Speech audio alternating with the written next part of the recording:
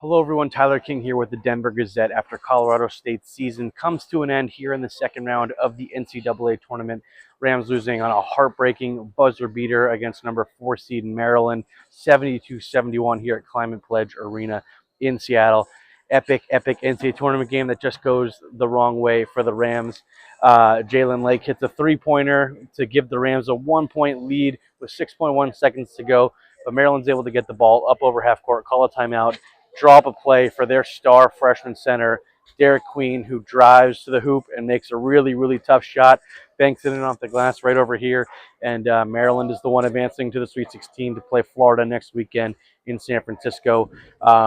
It was an incredible run for the Rams, who had won 11 straight coming into this game, including the Mountain West Tournament Championship, which they needed to win to get to this point. But they, by the end of the year, were a top 10 team in the country. If you look at advanced metrics over the last 5.5 weeks. It's just been an incredible run for Nico Medved's group. One that I'm not sure that even they saw coming, even with knowing things are going to be rough at the beginning of the season, that coming true, them being 5-5 at one point, but they figured things would turn around. But I'm not sure if they thought they'd be this good, because they were pretty dang good at the end of the year. And Nico Medved said that tonight after the game. Kevin Willard, Maryland coach, said that too. That he told his guys before the game, after watching the film from CSU against Memphis and other games, that Colorado State might be the best team they play all season up to this point, and Colorado State sure proved it tonight. I mean, despite some poor shooting in the second half, which I think if there's anything you're going to be mad about as a Rams fan, it's that. Obviously, I know people have dissected Derik Queen's buzzer beater to every angle, from every possible angle, slowing it down. And yes, technically he probably did travel, but that call is never being made in that moment, and it's a play that's legal in the NBA, with the gather being the first step. It's not technically legal in college basketball yet, but it will be soon. And I just no one, that call isn't being made, whether it's NCAA tournament or a game in November. It's just not one that the college basketball officials have been making for a while now. And Nico Medved even said after the game that they didn't call it, so there's nothing really to have a gripe with. Their season's over, um, and it comes to an end for a really, a career is coming to an end for a good group. And this group as a whole, we'll see what happens with this Rams team. Every team in college basketball right now is dealing with the transfer portal, which opens on Monday, and now they've got to put the pieces back together, because who knows what's going to happen in the coming days. Nico Medved very well could be the leaving CSU and taking another job, whether it be Minnesota, West Virginia, by the time you even watch this. And CSU could be out looking for their first coach since 2018. So it's been an incredible 7-year run under Nico Medved, if this is it. And he's been very loyal to the program. They've been loyal to him, kind of giving him what he needs to be successful. And it's culminated in 3 tournaments in 4 seasons. And this is the first time they made the second round of the tournament since 2013, just the third time since the tournament expanded to 64 teams back in 1985. So just a really special run. They won 26 games, which was tied for second most in program history. Nick Clifford had one of the best seasons you'll ever see by a Rams player. He broke the single season scoring record tonight. So that was cool for him to do that. I honestly had no idea going into the game that he had a chance to do it, but he did it, getting close to 700 points on the year. And he was maybe the best player on the floor tonight, game high 21 points.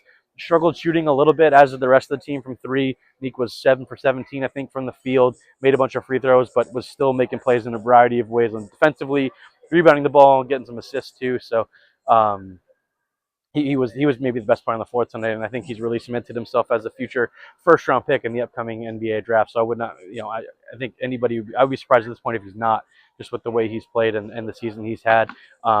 He just seems like he's taken such a big leap, and it culminated here with him getting a chance to play on this stage, along with some of the other guys he's gotten to know really well at CSU the last couple of years, including Jalen Lake, who, like I said, mentioned, hit the 3-pointer that gave the Rams the lead very briefly. And um, he's a very rare archetype, Jalen Lake, as I've written about in the Denver Gazette recently. A 4-year guy, all 4 years at CSU, no COVID year, no transfer, no anything. He's just a 4-year guy, all here at CSU, and has become a real winner. And earlier this week became the first Rams player to play in 3 separate NCAA tournaments, which was a cool milestone for him. He's just a guy that's earned it, and it would have been cool if he was the guy that hits the game winner that send CSU their first Sweet 16 since 1969, just their second ever.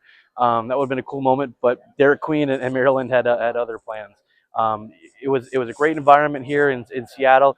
The game afterward that just wrapped up after as I'm recording this, Arizona outlasts Oregon in old school Pac-10 game here in Seattle.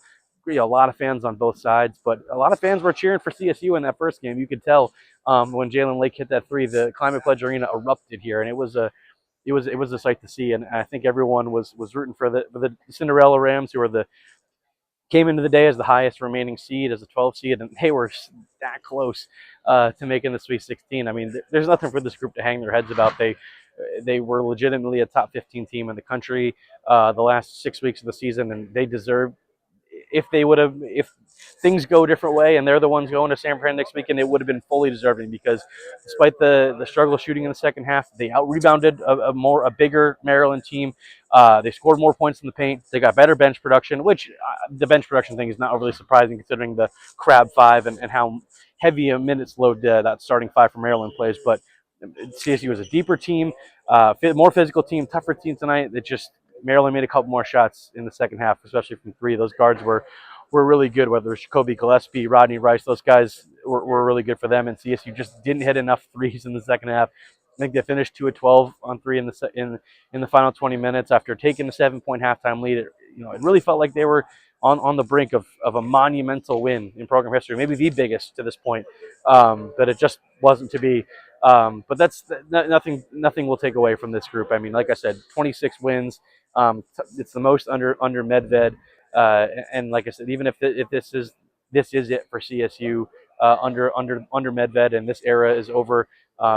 It was a great one, and I don't think this is it. Ali Farouk could very well step up from the associate head coaching job to the main job. He's a guy who's been waiting for a while, has turned down other jobs to stick around in Fort Collins, and maybe take over someday, which I think he could very well if Nico does end up leaving. So, things move very fast in college basketball. The transfer portal opens in a mere hours if it's not open already. So everything's going to move really quickly for the CSU team, and we'll see who stays and who goes. It could be a very new look team, but the Ram fans and everybody in Fort Collins will always have this special season. It was one for the ages, and one that I've really enjoyed covering. So thanks everybody for following along. You can read all my coverage from the game at denvergazette.com. Tried my best to recap a game that everyone will only remember the final two plays, but that is what it is in March Madness. It was an epic game. It delivered it delivered in every sense of the word. Probably the best game of the tournament so far. Rams just ended up being on the other end of it. So thanks everybody for watching. And like I said, go read all my coverage at denvergazette.com. I'll have plenty more this week as things, like I said, will probably move pretty quickly with coaching moves and player transfer portal and all that kind of stuff. So follow along for all of it.